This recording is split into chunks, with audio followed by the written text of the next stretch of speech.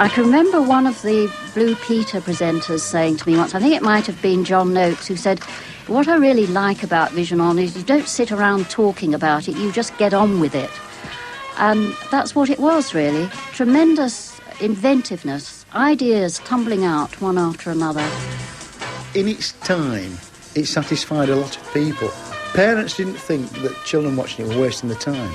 It wasn't trite, and it was entertaining, but it was the beginning of it all. It was loved by everyone, and you were asked to be creative. You weren't just said, here's your lines, stand in that line, say it to that man, nod now, you know, whatever it was. You were given complete and utter creative freedom. I was so proud to be in it. We were providing art and design, humour, surrealism, from Dada to, I don't know, to high camp, to serious theatre, to beautiful images on film in this little confine of television. And we thought we were just watching a children's programme. Hello there, I'm Fred Harris, and if you're wondering what on earth those good people were talking about, then you're either so young that you missed it, or you're so old the mind's going. It was, of course, Vision On, the classic children's programme of the 60s and 70s. It was started in 1964 as a programme principally for deaf children, using a mixture of artwork, mime, live action, animation, trick photography. Well, in fact, everything was done just for the visual delight. Even that odd little animated figure that bounced around the screen to introduce the show. He looked to me like a little alien on springy legs, but Tony Hart, the artist who created him, called him Grog.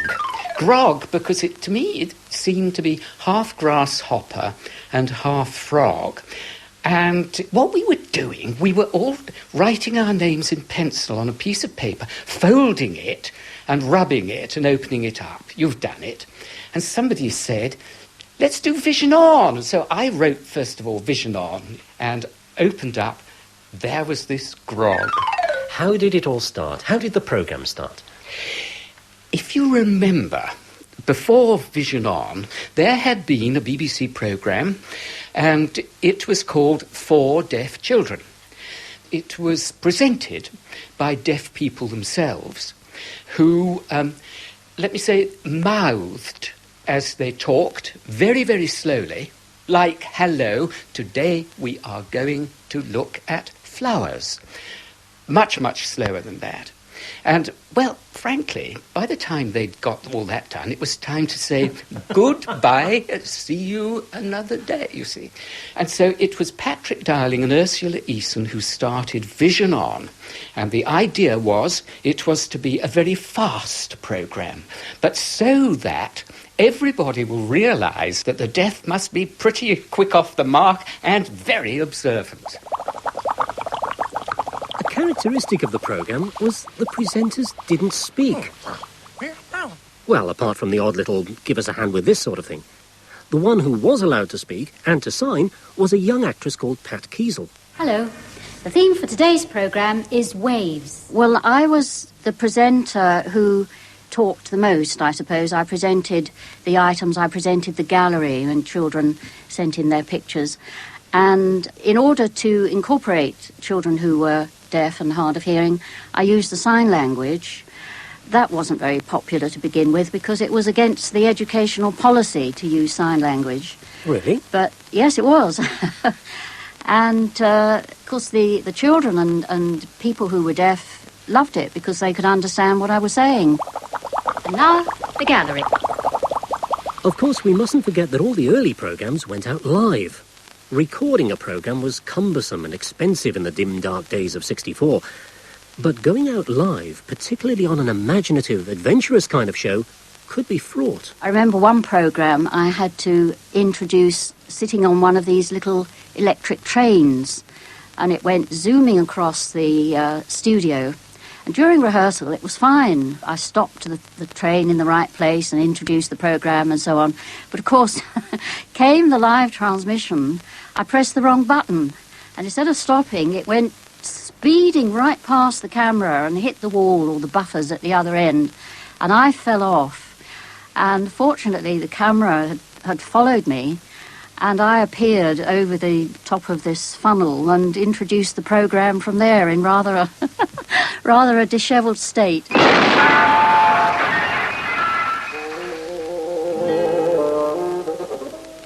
One of the early team members was Ben Bennison, a classically trained mime artist who would perform sometimes bizarre, surreal sketches with Pat. When Ben left the show, he was replaced by another very visual performer, a young, inexperienced and totally untrained Sylvester McCoy. How did he see his role? What my role? A bit of rough. That was mainly because Pat and Tony were both ex-British Raj, and here was I from Scotland, you know, a wee bit Scottish and all that, and they were terribly BBC, and so I thought, well, that's my job. I'm a bit of rough. I'm a bit of sand in the oyster. What was the most bizarre thing you ever had to do on the programme? Tony had painted a giant picture of the Matterhorn or something, that, you know, in Switzerland, and I had to climb up and try and dust the top of it, and fell into the picture and landed on top of the Matterhorn, so we had to go to Switzerland and film this. Oh, what a shame. That was a terrible shame. But so we've flown to Switzerland, but we hadn't really thought it out properly, because in the studio I was wearing very light trousers and a T-shirt and plimsolls, so when I fell into the Matterhorn, I had to fall into the snow wearing plimsolls. I was freezing. They did it a couple of times. But the third time, I was actually... The only way I could stay alive was to actually shout and scream in a very rude manner at the camera. And they kept that in. I don't know if any... I mean, lip readers around Britain must have had a whale of a time.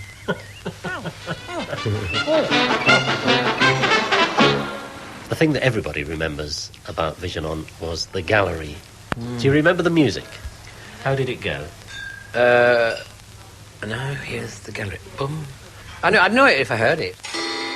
Sylvester's wacky approach was a perfect foil for the gentle style of Pat and Tony, and he found an instant kinship with the fourth member of the crew, one Wilfred Makepeace Lunn. Wolf sported a bright ginger beard, pink sunglasses and boater, so he was probably one of the main reasons people didn't opt for colour television until the mid-70s. His job? Inventor in residence. He also had a particular fondness for explosions. One of the worst ones, I'd designed this device that was a chicken which I fed worms to, and the idea was you fed it worms and the worms went into the chicken went up and down and clucked and did all sorts of things, and it pulled the thing and a flap opened at the back of the chicken and all the eggs rolled out into this frying pan. I then put a dustbin lid over with a revolver which I fired. There was a boom, and instead of an omelette I got a giant fried egg. The idea was that the worm that went in the chicken would come out of the egg would explode, and the worm would float down in a parachute. Saved. I thought, this is great, this. But Patrick Darling wouldn't have this. Well, he said it implies that eggs give you worms. But he went along with me and allowed me to actually record it. The yolk shot off, right? But what I hadn't thought about was that the custard set. The custard set inside the can. This meant that instead of being a small explosion, which it should have been, it was an enormous explosion. And it went everywhere. It covered everybody in the studio, Tony. It was on the lights cooking. But the worst thing was, there was a woman screaming hysterically. And it was one of the makeup girls walking around the back of the set. And the main skin of the custard had gone right over the top of the set and landed on her head. I had one that was like a three-wheeler bicycle with a candle on it. And it had a swinging ball mechanism that swung round. And it would draw this candle towards this balloon. It worked perfectly.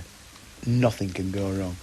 And the idea is it gets to the balloon goes bang, and a little sign dropped down with goodbye. And the ball was swinging, wrapping round the other way, and the cogs were going, and it was great. And eventually the candle goes under the balloon, and the candle goes out. And you can hear everybody in the studio goes, oh, a great sigh, and probably other things as well. But the hot wick, right, burned a really tiny hole in the balloon, and instead of going bang, it went,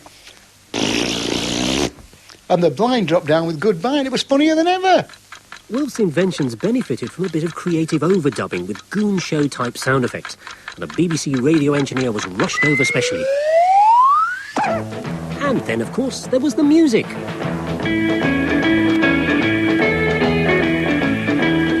Oh, the music was incredibly important. The gallery music, I mean, I'm not musical myself, but people used to ask me what the music was, you know, like the gallery music. You know, you probably can hum it, but I can't. Da, da, da, da, da. Remember that animated cuckoo that escaped from his clock each week? Or the marching bottle tops? Or the hair rollers doing formation dancing in wet sand? The theme of each week was sent out to a host of animators, many of them working in their spare time at home. Some pioneered totally new techniques, and a few had surprising pedigrees. Basically, we used to have a whole group of cottage industry animators. Clive Doig. And they were not only English people who came from the suburbs, they were also people who come from Czechoslovakia in 1968 when it was invaded by the Russians. And quite a lot of their type of animation had been used politically as political satire in Czech television, and obviously that type of television the Russians wanted to silence. They came over and they proved to be brilliant animators. There were lots of elements in the programme. Can you explain some of them to me, like the burbles? What was all that about? The burbles? No, the burbles were originally written by two cartoonists, but they lived in a grandfather clock, and we don't know what they were. They were just two things that talked to each other about life, usually. They were very philosophical, of course, because they lived within the time continuum of a grandfather clock. So there was burbles, yes, and then there was Humphrey, of course. Humphrey was the tortoise.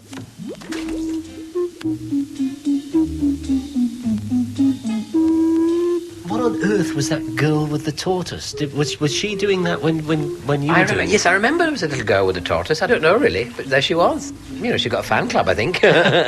So did the tortoise. Her name was Susan, and I think she was one of the cartoonist's daughter. But you remember the wolf and puss? Ah, your little creature. Did you ever catch it? No, I didn't catch it, but You had to chase it around the studios, I remember. Yes, it was like a red feather boa, really, that used to run around and up my legs and, you know, out my armpits and out my arms and all over the place, and I had to chase it, never caught it. How was it operated? Oh, bits of wire, a bit like a Jacques Tati film. Now, the prof, the man in the white coat, who did rather kind of macabre and strange things, on the basis of the kind of Tom and Jerry humour, he would be blown up or go through a mincing machine and then come out the other side. Or he would be flying along 2 feet off the ground or whatever it was. Now, this was pixelation technique perfected by 3 rostrum camera operators at the BBC, David Cleveland, David White and Tony Amies. And David Cleveland was the prof. As the era of video wizardry began to blossom, there were all kinds of new effects to play with. Not only could they now pre-record, they were even allowed to edit. Pat and Sylvester helped generate new ideas. My character appeared through a mirror, and if you went through the mirror, everything was backwards, so you'd film backwards. It was very hard to do.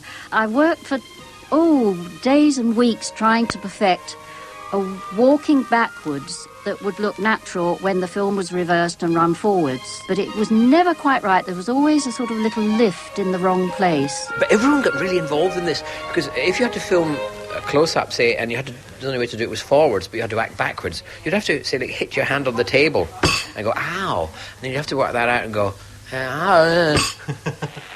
Vision on set, the grounds for a lot of the visual humour that was going on at the time. The Goodies and Monty Python and those type of programmes were going out which had adult visual humour in them. And we were instrumental in producing films that relied on film tricks, chroma key, what they call colour separation overlay, that's using blue screens, we were the first to do that, overlay situations, multi-passes in VT, all for the sake of fantasy. So, there was Tony quietly sitting, standing, kneeling, or perched on top of a ladder, somehow managing to produce a creative piece of art despite all the chaos and mayhem around him.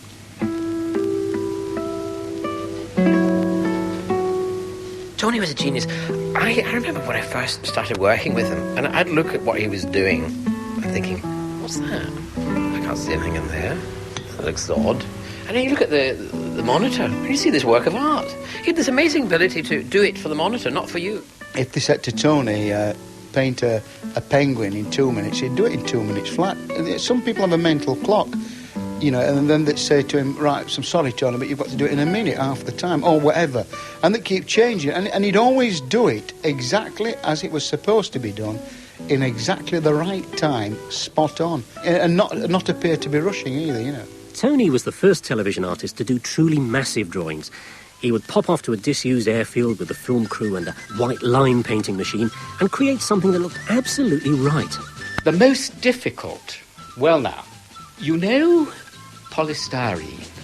Well, this stuff is actually made by combining two liquids, forced through a tube and sprayed out, and as they dry, they become stiff polystyrene. And we went to St. Catherine Docks on the River Thames, and I started to spray gigantic flowers. And eventually we had finished all this, and we started to pack up. Door opened in a wall. Little man comes rushing out, almost tearing his hair. Can you get this off? Can you get this off? I said, no, wait until it rains. It'll all come off. He said, no. He said, the bosses are coming down here later on. I wasn't supposed to let you do this. We had to send for the fire brigade. And everything was washed off the wall. And the little man kept his job. Isn't that lovely? It is. I thought you were going to say it's still there.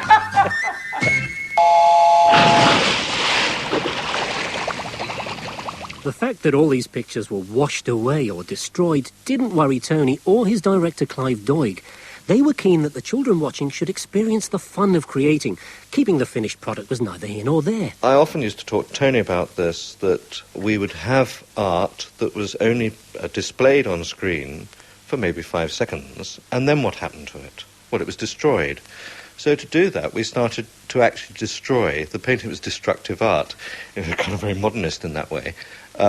Tony had made this wonderful painting of a tractor, and then we drove a tractor through the finished painting. And so I suppose that sort of feeling led on to other surrealistic aspects. I mean, it's hugely philosophical about art and wasn't intended to be so serious for the children who were watching, because the children are interested in how to make a picture. Thank you for sending us your pictures. I'm sorry that we can't return any, but we give a prize for all. There had been art programmes before this, or programmes that featured painting. There was it Adrian Hill? It was Adrian Hill. His programme was called Sketch Club, and children would send their work in. That was the beginning of a gallery. So you pinched the idea of the gallery from Adrian Hill, did you? In no way. Let me tell you this. Really, it's a sort of commemoration. He talked to me so often about continuing what he had been trying to do. And that's why I have felt, in a way, a sort of crusade to keep that going. By the early 70s, Vision On's gallery attracted 12,000 pictures a week. But if you thought that nice Mr. Hart and Miss Kiesel sat up late, thumbing patiently through every painting you set in, well, get real. We couldn't cope. Of course we couldn't cope. And so the BBC hired grandparents who were absolutely ideal to sort out all these paintings and drawings for the programme. And what happened was the very first day they came in and they started, can't you imagine it, picks up an envelope. Oh, Bert, come over here. Come and have a look at this. And Bert would come over you and say, oh, that's nice, isn't it? Isn't that nice? Yeah, Sally, look at this. Look what they've done. But by the end of the day, they were ripping open it and saying, no, chucking it on the side. No, maybe. And so it went on. Do you remember the music? No, I said, oh dear. Well, I don't know. It wouldn't be right to do a programme about Vision On without at least mentioning the competition. But, well, there wasn't any, really. Except maybe for one bloke. With his didgeridoo. Oh, yes. Rolf. Well, Rolf is brilliant. Absolutely brilliant. What was Rolf doing that you weren't doing? What were the differences in your style? Now, that's lovely you should say that, because I wanted to do something very similar to Rolf, because you must understand that I had to try and find new art forms and ways of doing things. But Rolf was, at that time, doing his brilliant paintings always with a distemper brush, you see. And we met up somewhere one time, and I said to him, look, Rolf, I promise I won't ever use a distemper brush, because he said, oh, it doesn't matter, you know. But no, I said I won't use a distemper brush. But I do want to do and must do some gigantics, you know, in the studio. So I used a roller. Well, the first time I did that sort of big, huge paintings was on a program called Hey Presto, It's Rolf. And in those days it was all black and white. And the viewer invested those paintings with colour in their imagination. And that was the beginning of Can You Tell What It Is Yet?, which has gone on to become a sort of a catchphrase. Was Rolf the entertainer, whereas you saw yourself perhaps as the teacher? I never saw myself as a teacher. Indeed, it was laid down pretty well that there is schools television, we are entertaining and all of that, you know. Although it may be that we weren't setting out to teach. Of course we taught. I saw myself as an entertainer, but what I was trying to do all the time was to explain to kids that this is how they could do it for themselves, and wouldn't it be great to get out and create something of your own? And television helped me to get across the joy that I feel in doing it. Children would want to do what Tony was doing. Children couldn't do what Rolf was doing. And I think that's because Tony showed them how. There was an interaction between the children and Tony more than there was between the children and Rolf. Now, if Rolf had done a programme whereby he said, oh, look, all you have to do is just paste out here and then get a big brush and throw it on and do this down here and sing at the same time and then send your pictures in, I'm sure there'd be thousands of children who'd have done that as well. I don't want to compare and contrast what he does and what I do, because we're so completely different, and I stand in awe of what he does. Now, there's one question I've got to put to you, Tony. I hate to do this, but Rolf was always a bit bolder than you when it came to the shirts. And the beard. Oh, yes, indeed, but it's the shirts I want to ask you about. How many of those short-sleeved pale blue shirts have you got in your wardrobe? At the moment... You must have got through thousands. Yes. There were a lot of pale blue shirts, weren't there? Yes, and some other colours, and later on, I really got quite with it. Yes, I've had shirts with two colours, sometimes checks, you know. Rolf's natural exuberance was always more than enough to fill the screen and carry the show. Tony always favoured a more contained, avuncular, pale blue approach. It worked very well in Vision On with a troupe of extroverts around him, because Tony always preferred to work with a sidekick. Towards the end of Vision On, two young men in Bristol were making plasticine animation. In the next series, which was called Take Heart, they asked the two boys, Dave Sproxton and Peter Lord, if they could create something. Morph, that little orangey-brown plasticine chap, has been Tony's right-hand man ever since, spilling the glue, walking through the paint and generally making life difficult. Vision On begat Take Heart, which begat Heartbeat. And now, following some kind of insurrection, we've got Morph TV with Tony Hart. In all, Tony's been inspiring our younger generations for over 45 years. Vision On itself, though, lasted just 12 years. It won plenty of awards, it was syndicated round the planet, so why kill it off? Clive Doig again. It didn't want to look tired and old. It had been at the forefront of that type of television for a long time, and now everything else was catching it up. And wanted to take it off while it was at the top. We split off the surreal element into another programme called Jigsaw, which I produced and Chris Pilkington carried on with Tony. But I think then we did lose the element of the hard of hearing and deaf children. When we finished, it was very sad, because it was such a unique programme, and you knew that you were in something really, really special. And Pat Kiesel, who had been with it, I think, for 12 and a half years, and had worked for the BBC before, For her, it was especially sad because she was asked not to do any other jobs, and she could have done lots of stuff, just presenting, because she was, very, very experienced. At the time, I was very disappointed because I felt that we could have gone on and developed it. But I'd done it for 12 years, you see, so it was probably time that I did something else. 12 years. It's an awful lot of apologies for not returning pictures and an awful lot of time listening to the gallery music. Come on, Pat, how did it go?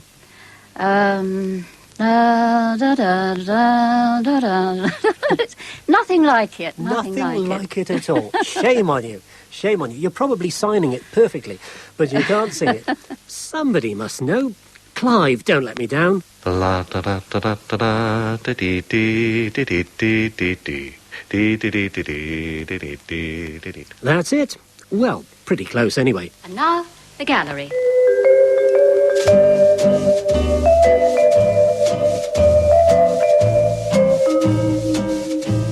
But what became of all the thousands of pictures that we all sent in? What happened to the paintings? I think they went to hospitals. They were basically given away.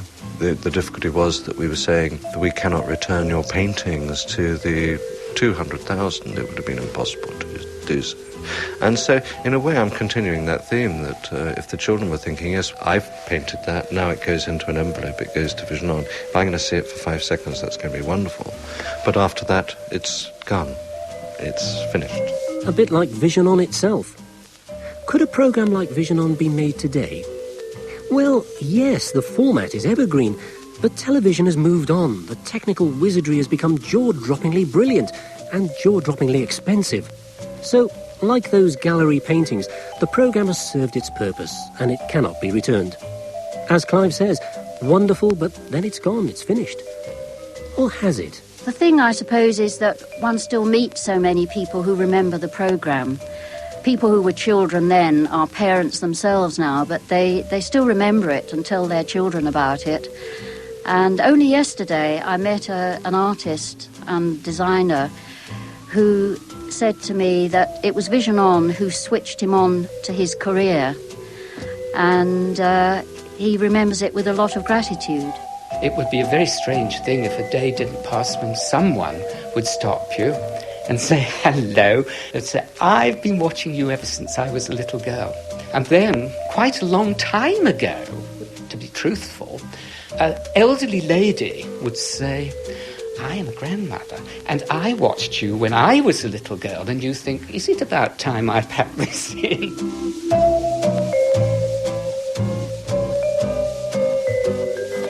Thank you for sending us your pictures. Sorry that we can't return any, but we give a prize for all those we show.